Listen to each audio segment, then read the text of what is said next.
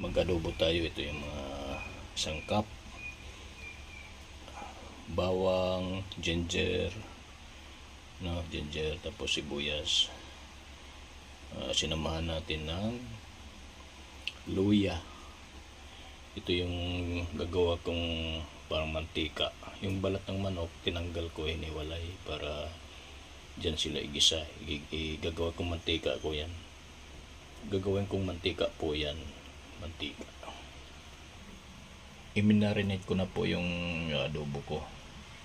Linagyan ko ng sili para medyo maangang-angang. Yan. Yan na po, ginagawa ko mantika yung mga balat niya. Para tayo yung gawin ko muna mantika.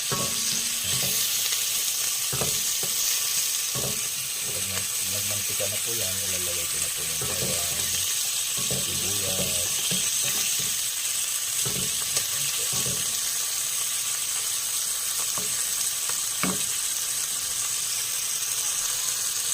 Yan na po, mamantika na po siya. Pagkatapos ilalagay ko po yung sahog. Inilagay ko na po yung mantika, yung mga sibuyas, bawang, at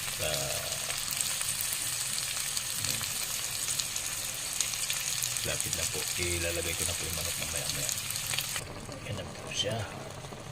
Adobo po yun. Adobo po, adobo.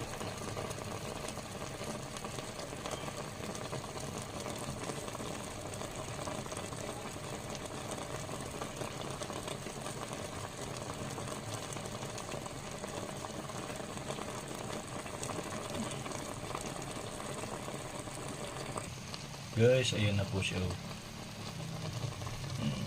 Kunting lang, maluluto na po yan. Papupulahin ko pa para mawala ng sabaw. Pwede na hanguin.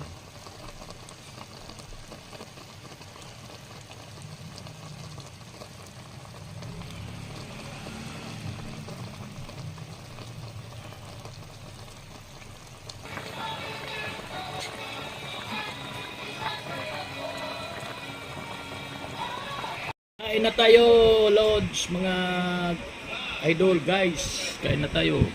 Ito na, luto ng adobo. Ang sarap. Maanghang-anghang kasi may sili. May sili. May sili.